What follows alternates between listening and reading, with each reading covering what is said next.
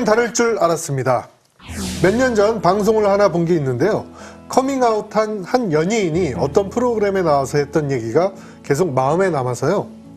커밍아웃한 이후 아무 기댈 곳도 없고 사람들에게 위로도 받지 못해 정말 외로웠대요. 그런데 어려서부터 믿던 하나님만은 나를 품어주시겠지 하는 생각에 수백 번 주저하다가 어렵게 교회에 발걸음을 내디뎠다고 합니다. 그런데 교인들이 수군거리면서 저 사람이 어떻게 교회를 나왔지? 하는 눈빛으로 쳐다봤고 교회마저도 내가 오면 안 되는 곳인가 보다 하는 생각에 이제 할 수 있는 선택은 이 세상을 떠나는 것뿐인가 라는 생각까지 했다고 합니다. 물론 그분은 늘 눈물로 기도하시는 어머니의 기도가 있었기에 그 시간들을 버텨내고 지금은 다시 교회 다니며 신앙생활을 하고 있는데요. 저는 그 방송을 보면서 교회가 이분들을 어떻게 품어야 하는지 마음이 아팠습니다. 네. 참 가슴 아픈 사연인데 네. 여러분들도 그 고수님들도 교회에 이런 연예인이 아닌 일반인이 동성애자인데 교회를 나왔다. 그러면 어떻게 하실 것 같아요? 교회에는 실제로 그런 친구들이 있어요. 네. 이제 어린 친구들 중에 어른 성도분들은 모르겠어요. 저한테 말씀 안 하셔가지고.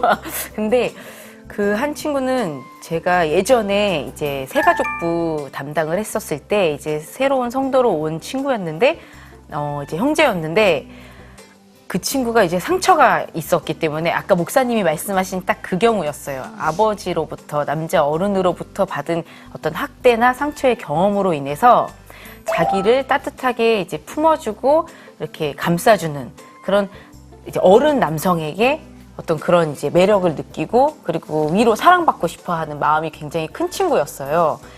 그러니까 사실 그 부분 너무 아픈 상처잖아요. 그리고 아픈 이야기를 저희한테 얘기해줬기 때문에 물론 그런 성적 취향을 저희가 뭐 지지하고 옳다, 나쁘다 이런 얘기를 하기 이전에 먼저 이제 그 친구는 그러나 하나님을 만나고 싶어서 왔고 그 공동체 안에 속하고 싶어서 온 친구였기 때문에 저희는 정말 평범하게 똑같이 대해줬어요. 그리고 그게 당연한 거라고 생각했고 그래서 이제 뭐 어색하고 불편해하지는 않았죠. 결과적으로는. 교회 다니면서 이제 이렇게 바뀌진 않나요? 동성애자에서 이성애자로 그렇게? 글쎄요. 그거는 그런 걸 직접 목격한 경우는 뭐 물론 뭐 사연이나 어디서 그런 글을 본 적은 있어도 직접적으로 그런 경우를 보기가 어렵고 솔직히 그렇게 해서 왔다가 이제 교회에서 역으로 상처를 받고 떠나는 친구들이 좀 더 많은 경우를 저는 봤기 때문에 그래서 더 안타까운 것 같아요. 그 문제에 대해서는 그 이제 춘천에 네. 그 한마음교회라고 있어요. 김성로 목사님. 이분이 이제 특별히 그 동성애자들을 위한 목회를 하죠. 그리고 그 신앙적인 그 견지와 동성애자들에 대한 사랑을 가지고 네. 정말 이제 복음을 가지고 사람들을 이렇게 바꾸어가는 그런 케이스들이 많이 있어요. 그러니까 우리가 초반에도 이야기했지만 우리가 이해할 수 없는 부분들도 있지만 사실은 동성애에 대한 문제들이 많이 어떤 면에서 보면 정신적인 심리적인 부분으로 치료될 수 있는 부분도 있어요. 네. 그러니까 만약에 그런 사람이 있다면 그 춘천 한마음교회 그 목사님은 적극적으로 이 부분에 대해 목회를 하는 분이기 때문에 소개해줘도 좋을 것 같은 생각이 들고. 동성애자 성향을 가진 성도가 목사님 교회에 왔다. 아니면 그런 경험이 있으신지. 그런 경험은 없는데 신앙생활 잘 하라 그래야죠. 성에 대해서 남자냐 여자냐 우리가 구별을 했는데 이 성 구별 자체도 이제 왜 인간이지 그걸 꼭 구별을 하느냐 뭐 이런 분위기까지 지금 이어지고 있는 상황인데요. 미국에서 가장 큰 장로교단인 이 미국 장로교가요 작년 3월에 이제 교회 내에서 게이와 레즈비언 같은 동성애자들의 결혼을 인정하는 교단 헌법 개정안을 승인을 했습니다. 그래서 결혼의 정의를 우리는 한 남자와 한 여자의 연합이라고 알고 있는데 그냥 두 성인 간의 연합이라고 바꿨다 그래요. 근데 목사님 이거는 정말 성경하고 확실히 위배되는 거잖아요. 이게 굉장히 조심스러운 부분이기는 한데 여기서도 이제 본질에 대한 부분은 동성 결혼에 대한 찬성이라고 하는 것이 그게 옳다 이런 부분은 아니에요. 그러니까 이건 끊임없이 미국에서 유럽에서 제기되는 문제들은 인권에 대한 문제, 인권. 네. 이제 그러다 보니까 이제 동성애적 성향을 가지고 있는 사람들은 그러니까 이성 간의 결혼이 안 되는 거죠. 네. 이제 그렇게 살 수밖에 없는 사람들의 인권을 위해서 이제 결혼을 이렇게 이제 허락해 주자. 그러니까 이것을 동성에 대한 교회가 찬성이라기보다는 동성애를 가진 사람의 인권에 대한 문제다. 이건 우리가 좀 분리를 할 필요가 있어요.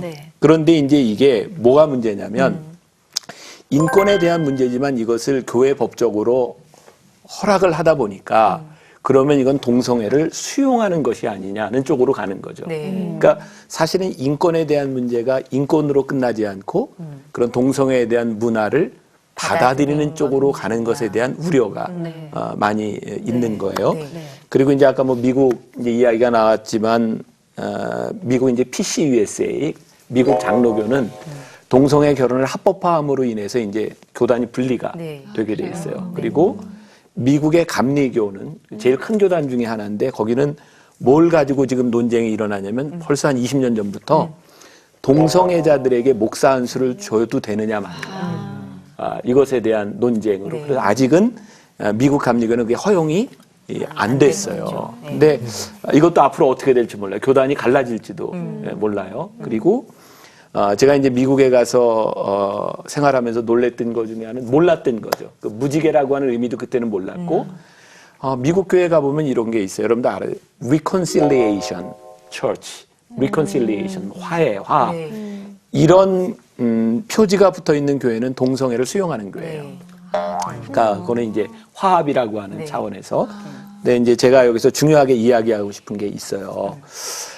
인권에 대해서 우리들이 관심을 가지고 감싸주는 것은 전 오케이.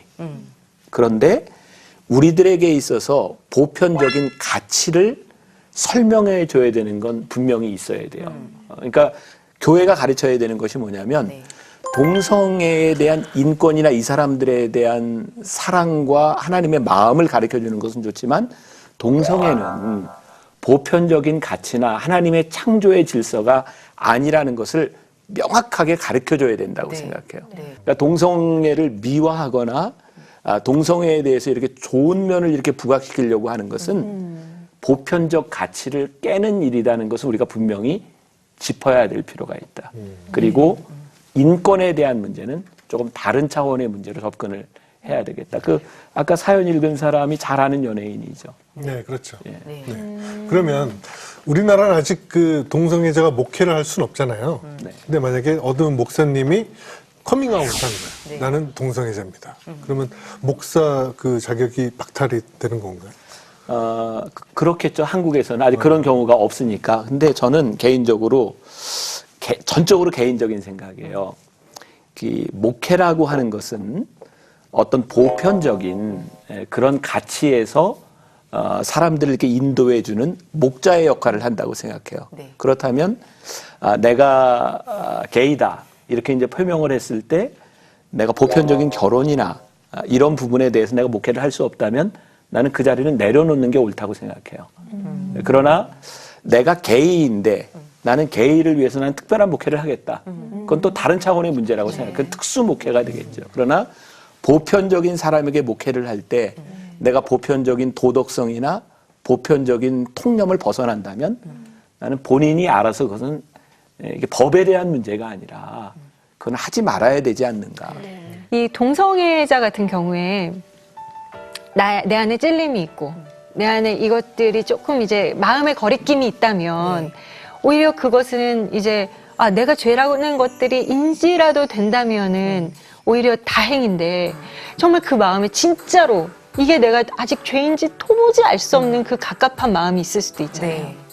그런 경우에는 그러면은 그들에게 그것들을 끊임없이 죄라고 이렇게 인지를 시키는 것이 그냥 정말 그들을 위한 것인지 그를 위해 더 기도해주고 그가 20년이 걸리든 30년이 걸리든 우리가 함께 그를 위해 기도해주는 마음이 맞지 않을까. 이 세 번째 사연 보면서 우리 잘 알려진 사람이잖아요. 이렇게 힘들어서 왔다 그러면 이렇게 한번 안아줬을 것 같아. 얼마나 힘들었냐. 참 힘들었지. 그리고 교회가 이렇게 좀 품어줬더라면 얼마나 좋았을까. 예수님도 그러셨을 것 같은데. 오직 복음, 오직 믿음. CTS